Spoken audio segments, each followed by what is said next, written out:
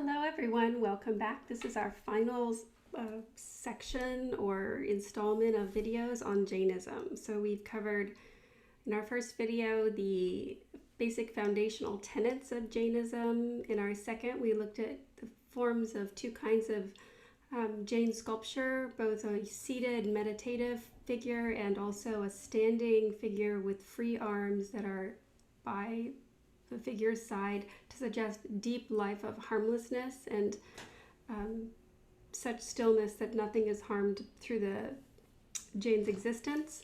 And in our last module, we looked at manuscripts and the life of Mahavira, and which forms a corpus of texts that we know to be Jainist. And so now we're going to turn to temples, briefly temples. Unfortunately, I wish we could spend the whole, a lot more time in them.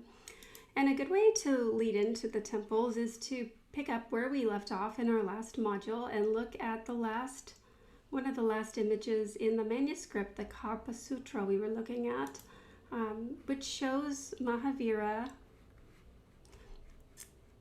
attaining, after years of wandering, Mahavira, let's just go back to remind you. So after years of wandering from birth, he's born, and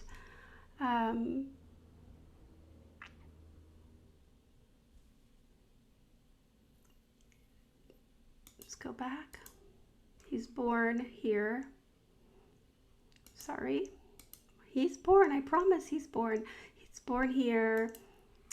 Then he grows older and he begins to give away all his worldly possessions. Then here's a detail of that. And so here he is plucking out his hair as a penance.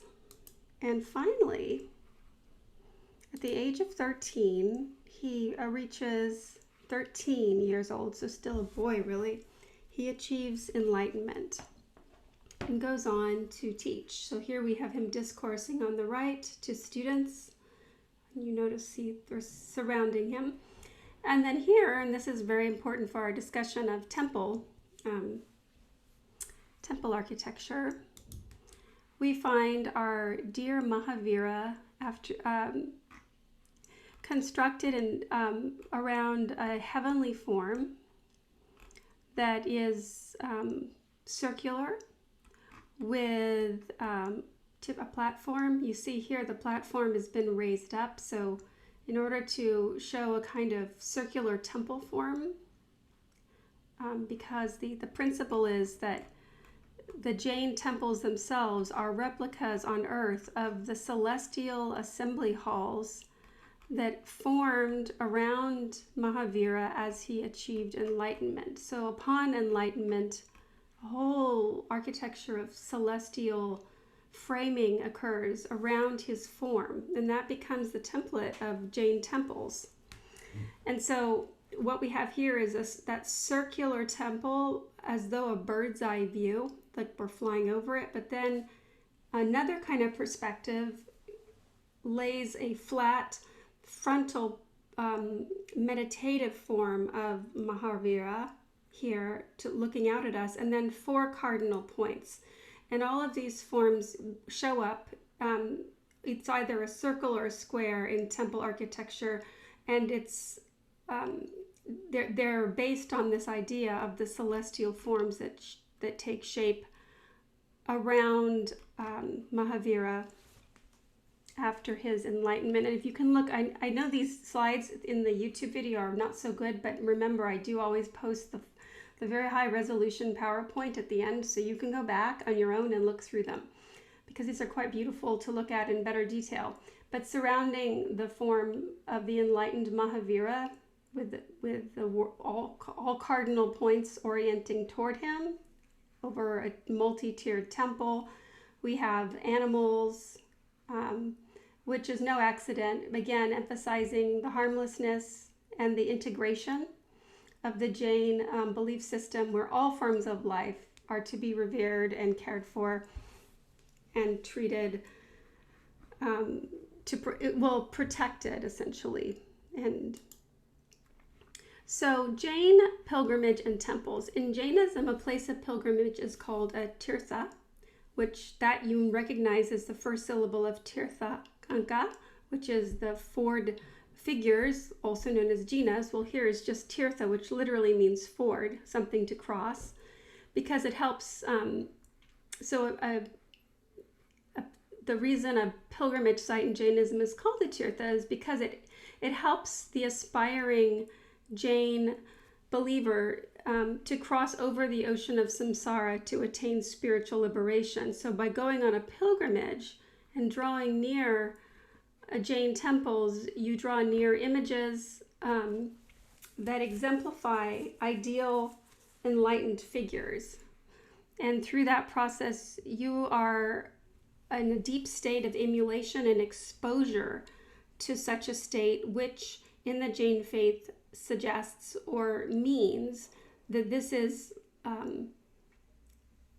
helping an aspirant move through the ocean of samsara, practice greater self-discipline, greater harmlessness, adhere to the 3 jewels of Jainism, because you draw near an exemplar. So here is just one example of a temple in Dilwara Temple near Mount Albu, India. Notice we see a very circular form here. It's meant to be the heavenly hall. Again, remember the heavenly hall I just spoke of, built by the gods after Mahavira attained enlightenment. The jina within is represented as an ideal to which the faithful aspire. Here we have the jina. Again, not all jinas are dedicated to Mahavira. There are a number of different jina that preceded Mahavira that may be in these temples.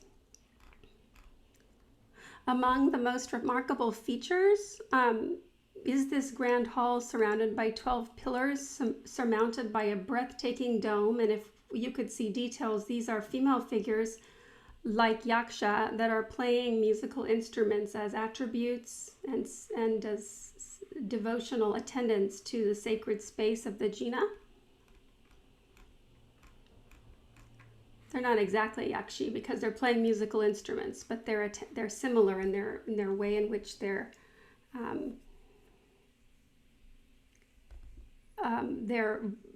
representing different forms of knowledge, and each holds a symbol representing her branch of learning. So while the yakshis are here, nature figures, attributes, these are also female figures that are attending to the Jaina, and each of their musical instruments and their figural form reflect a various branch of learning. So there's a kind of cosmology around the taking place in the temple.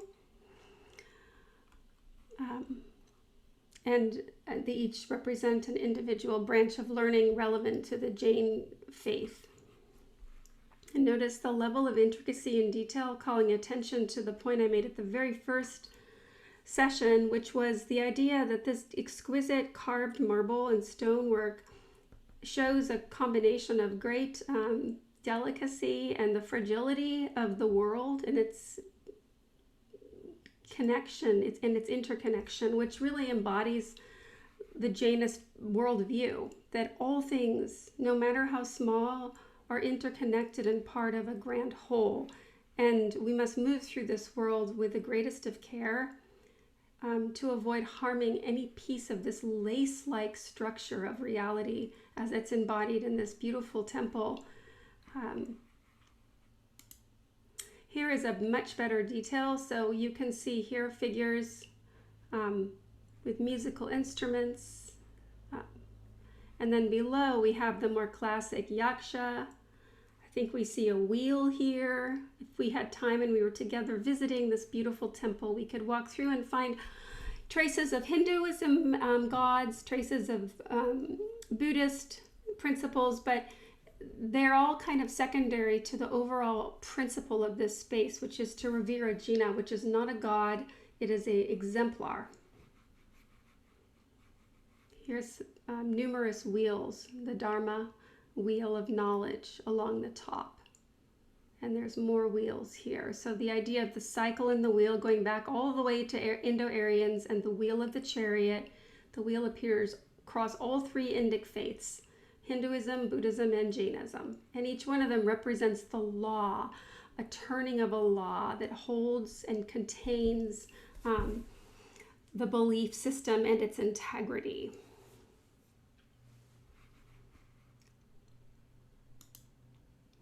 Another temple, just to give you an idea of the incredible beauty, is Ranakapur in Rajasthan. Now, in the next pages, you'll read about, in your reading, Hindu temples. And in many ways, the temples also reflect Hindu architecture, partly because that was a dominant building form, and the Jainist belief system was such that it could easily integrate the visual traditions of Hinduism and aspects of it in such a way that it didn't create a significant conflict, and at the same time preserved its own integrity and way to enlightenment, or moksha. This temple began in the 14th century, and similar to Dewala, it has these exquisite white marble carving of these temples. So there's this purity and whiteness of form, reminding us of that exquisite pure white sculpture, but then this incredible intricacy that is a hallmark of these interiors. We see this intricacy also, of course, in Hindu temples, but we also see a great deal of color and other elements at work around a god and sacrifice to God. Here's another view of these marvelous columns. This is an enormous complex. It has 80 domes and a support system of 1,444 pillars. Each of the pillars are adorned with complex and beautiful carvings, and each pair is unique and different from the rest. Here is this beautiful ceiling in this temple that we began the class with. And this is, in Jain cosmology, the Kalpavrishkas is a tree, but the same tree, the Kalpavrishkas, appears in Hinduism and Buddhism with slightly different associations. But in Jainism, the sacred tree is associated with fulfilling the desires of people in the initial stages of the world cycle. And so in the beginning, according to the Jain belief, children are born in pairs, boy and girl, and don't have any karma. And they are 10 beautiful Kalpravishka trees which grant 10 distinct wishes, such as an abode to reside in, garments to wear, utensils, nourishment. It's a kind of utopian, not really utopian, but, Eden of the past, and the tree is associated with these sacred qualities. But I want to emphasize, as I did at the beginning of this first session, the delicacy of this tree, how its branches are twisting and intertwining, to emphasize the bigger picture, which is not so much the details of this tree and its symbolism, but the principles of Jainism, of the interconnectedness of life, its delicacy, its fragility, and its overall coherence and dependence on the smallest part is connected to the whole, which is foundational to Jainist belief. And I'm sure that scholars have talked about this beautiful shell-like spiral, but I can only admire it, not comment on it. Lastly, I just want to close with an example of another way in which we find the jinas appearing in this temple. Here it's had offerings of hibiscus flowers. Here the jina is at the center of a kind of circular form where you see the spirit deities, these yakshi, are surrounding the form in this very interlaced pattern with a very interlaced halo. And this figure is noticed standing, but with garments on. So this is not the Digambara Jaina, but still the Shvetambara Jaina, which the spelling is earlier on in our previous sessions, and it's also in your reading.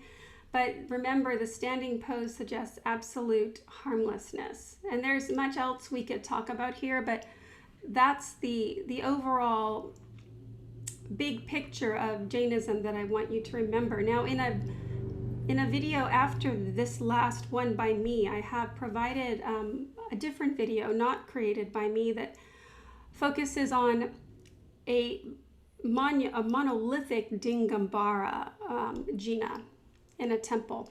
And that will provide you with an image of this other form of Jainism, which is only practiced by men, and the monks are without any clothes. And the idea is to embody an idea of Mahavira renouncing all earthly possessions, including clothing. And unfortunately, we can't go into too much detail about that, but the next video should give you a little bit of a sense of that. And also your reading talks about it in a couple paragraphs. Okay. Thank you all, and I hope this gives you an overview of this beautiful faith of Jainism.